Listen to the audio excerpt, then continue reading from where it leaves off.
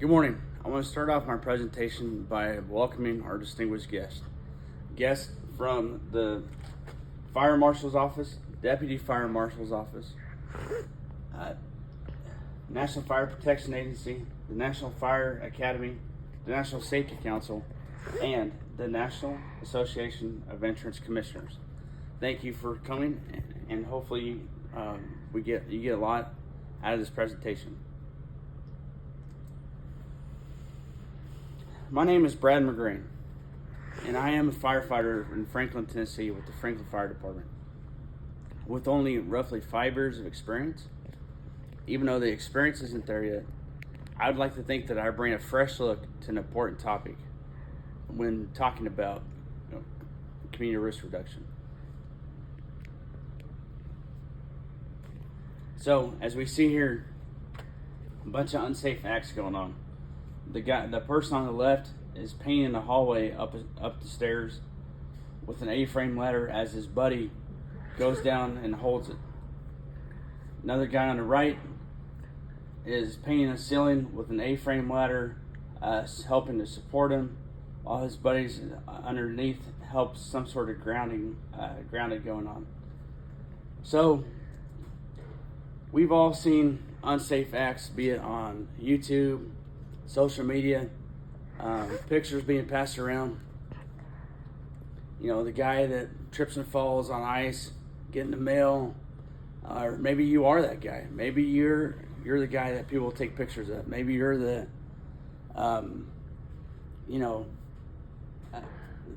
guy that typically falls or is kind of that black cloud or bad omen to be around. Some people we could fix with community risk reduction, and those type of people, there's no hope. So the point is safety and risks are everywhere in every profession on a daily basis, with some being more obvious than others. With that being said, since we all come from a fire service background of some sort, we face different challenges. When it comes to risk reduction, what does risk reduction look like? What did it look like when you started your career 30, 40 years ago? What does risk reduction look like for the brand new rookie starting out? So we, as elder statesmen, really need to be setting the tone for future generations. Really need to be supportive of risk reduction and its purpose in our profession. So with that being said, I think the state of Tennessee, where I came from, and a lot of people in the crowd that came from, they are the tip of the spear when it comes to community risk reduction. In 2017, the Fire Marshal's Office started kind of a program or a campaign talking about how they really want to recognize or highlight fire departments for going out and addressing issues in their community. So in 2018, the Fire Marshal's Office started the campaign called Close the Door, which what that is they really want to get the word out of closing the door in a house fire or in a structure fire. Close the door behind you. Close the door while you're sleeping. Kind of buy you of your bedroom, kind of buy you a little bit more time if there's a fire in a different part of the house. That way first responders can get to you and you have a better chance of survivability. It seems kind of obvious to us, right, being this profession, but maybe the people in rural Tennessee or older people in the older community didn't know about that little tip to help them. So it was kind of a going out and giving them little tidbits or nuggets of knowledge. Something else that they do is they give away free smoke alarms to whoever wants them in Tennessee. All they have to do is call the local fire department, and they go out, they install it whenever they can. The 2, 3, 4, 5 smoke alarms per house, and then they give out pamphlets with fire safety information on it. It's a win-win because the homeowner and citizen and community member feel safe, and it's also a win for the fire department because they have kind of get a warm and fuzzy on knowing that their community members are safe out there.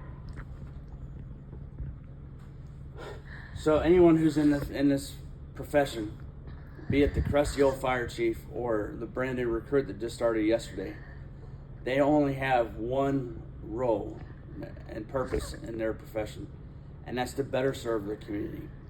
And what better way to better serve the community than figure out better ways to protect them, right? So when I was back in Kansas, where I'm originally from, they have a significant homeless population. So the soup kitchen was buzzing 3 or 4 times a week with different things. And so there's different charities and organizations that would go out and help support them. But the coolest thing about what I was witness to was the emergency personnel, fire, EMS, and police all teamed up and practiced good community risk reduction techniques and strategies by seeing the need to going out and talking to the homeless people about, in the wintertime, where's the warming centers?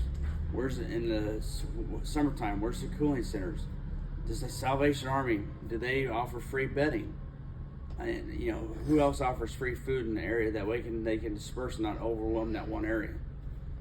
So in Kansas, it's a very brutal summers, brutal winters. Definitely have 4 seasons, and so they want to make sure the emergency workers wanted to make sure that they were preventing future injuries such as hyperthermia and hypothermia by going out and helping those citizens.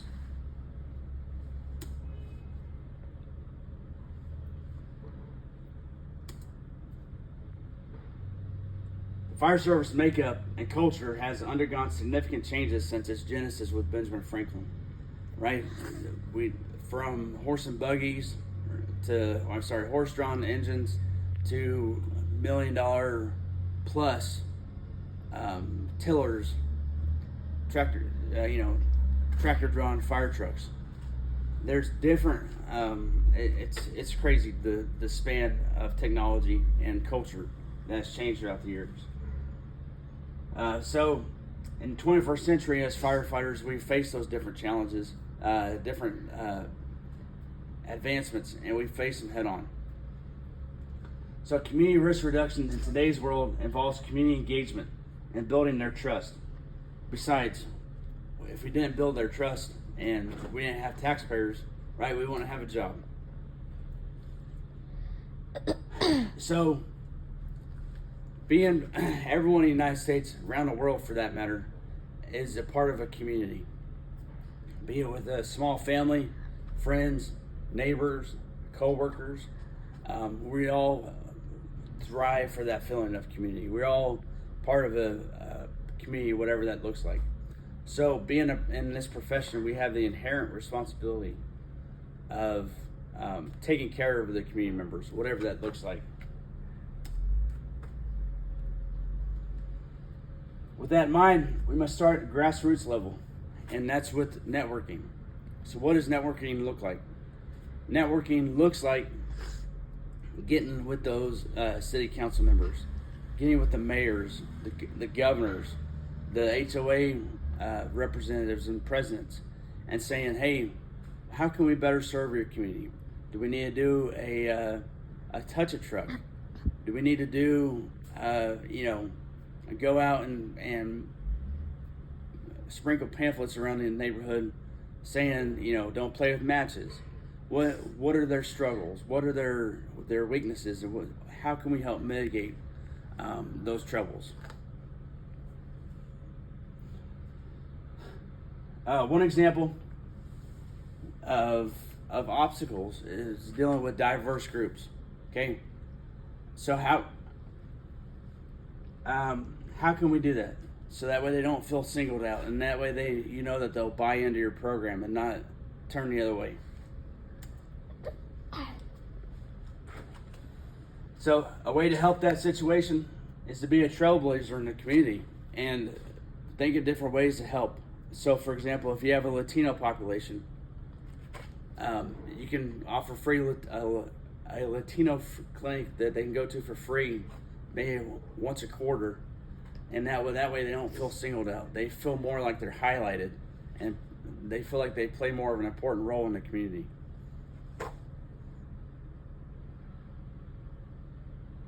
Fire educators, they must be motivated, and it starts with education, not only for yourself but for the community members we serve most of all, because really that's our target audience.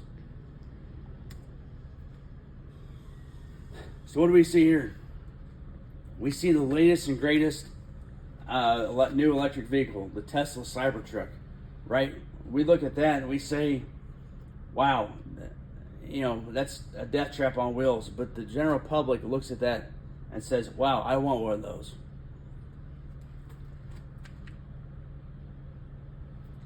So with the rising popularity of electric vehicles come the inherent risk rising of different obstacles that we need to overcome. Obviously, with the battery, the supercharged battery in the vehicle, that involves a lot of risk to firefighters and first responders. It's more than putting the wet stuff on a hot stuff. It's having the tactical mind and saying, hey, how can we pull the power? How can we cool the vehicle down? What kind of gases is it off-gassing that we need to be aware of in a small compartment such as a parking garage? Thermal runaway, what does that look like? There's a lot more obstacles. It's more than just the average gasoline ran vehicle going down the road. But what I want to put forward with that being said is that something 100 times more dangerous than the electric vehicle is the factories that the batteries are made of. They use chemicals that are highly corrosive, highly explosive, and stuff's being manufactured and mixed together there for those batteries. And an example of that, where I came from in Columbia, Tennessee, they just got done building a power plant, or a 5 million square foot plant that makes the batteries. So first responders from neighboring towns to Spring Hill and Columbia and different departments had to come and talk to the people and representatives of the battery plant and practice good mitigation techniques with community risk reduction and say, hey, how can we do our part and mitigate those risks that are involved, be it with fire and the chemicals they use. That has to be repeated probably about once or twice a year. That way everyone stays on top of situations like that. But so far they've done a great job with mitigating those risks.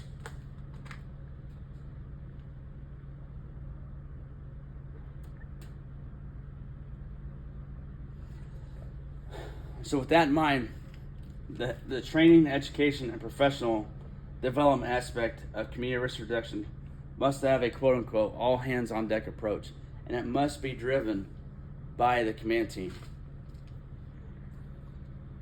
And it's something like, if it's something like going out to a local retirement community and saying, hey, how you can do better is by putting non-slip mats in your showers, or pull-up bars by your toilet to help you up, or practicing good footwear and wearing non-slip footwear walking around the house. Little things like that make a big difference in the community, because you're going out and you're caring for the generation that feels like they're being isolated, the older population, or overlooked. With that being said, not everybody knows about the best floor mats or the best pull-up bars or where to get them, or at maybe at a discounted rate. So with that in mind, we must be subject matter experts. We must we must continue on and educate ourselves. That way we can best serve the community in that way.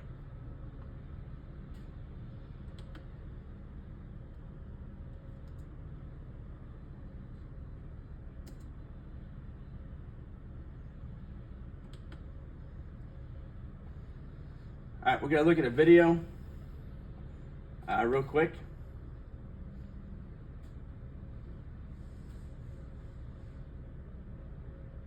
collaboration is key for team success. With ClickUp, you can easily manage your team's tasks and timelines in one app. Using a There you are, minding your own business, when you slip on a banana peel, trip over an office chair, and fall off a canyon cliff. Yeah, okay, we're being a little absurd, but slips, trips, and falls do happen in the workplace. A lot. About 2,000 Montanans file claims for them every year. Many result in extended lost work time. Some are even debilitating. So today, we're going to cover 3 major contributors to slips, trips, and falls. These include walking surfaces, obstructions that lead to tripping, and human factors like inappropriate footwear. Let's start with surfaces. For those areas you can control,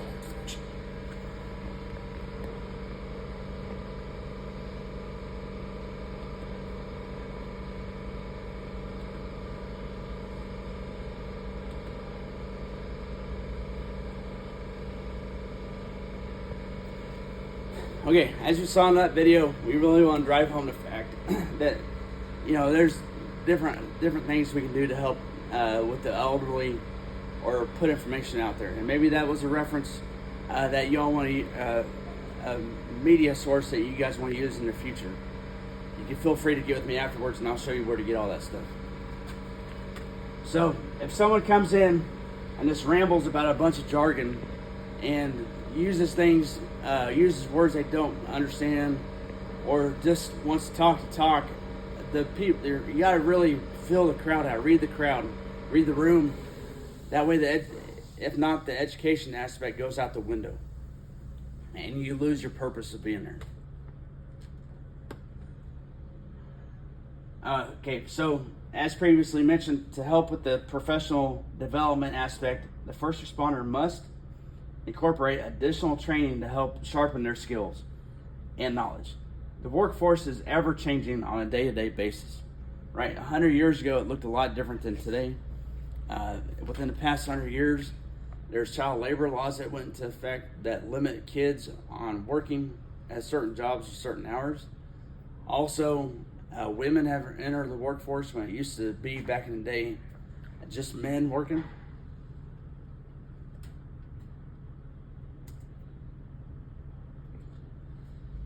The degree of hazards have also changed significantly, bringing about OSHA standards in the workforce to ensure workplace safety.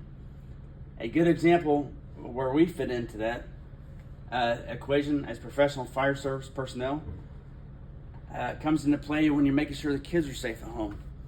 We can offer at home or at the daycare by themselves. What we can do is we can offer free CPR classes to make sure that the kids stay safe with their caretakers, be it at daycare or home. That way we get a warm and fuzzy as first responders, knowing that they're safe, and they get a warm and fuzzy in return, knowing that they can take care of small children or even themselves if they choke or if they pass out or need CPR or cardiopulmonary resuscitation. As previously stated, the community and society as a whole is constantly changing, and we as professional emergency personnel must stay fluid. Who knows what the future holds? But we must stay abreast of situations. Another issue we need to look at is the theory of global warming that brings about more floods and tornadoes and hurricanes. We're all familiar with Hurricane Katrina and the devastation that it left behind for the citizens of New Orleans. But we're not armchair quarterbacking and critiquing how it was or how it wasn't handled. We can all bring lessons back and learn from the situations. What we're doing, we want to make sure that we see situations like that and we're proactive and we must do everything within our power to mitigate the loss of life or property before it's too late.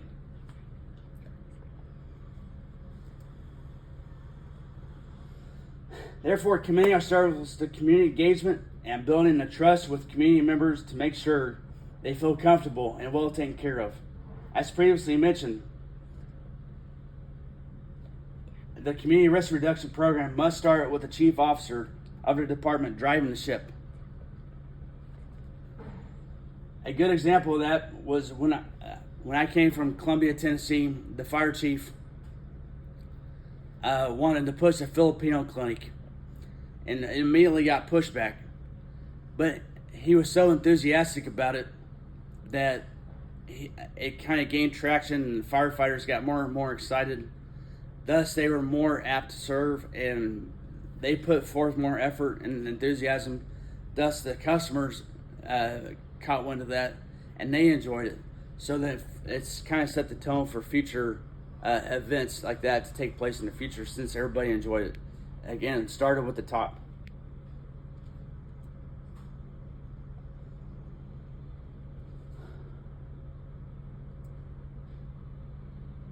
Additionally, being in the business, we must constantly be vigilant. From day to day in the academy, they force-fed us proper ways to run a fan, to put on bunker gear.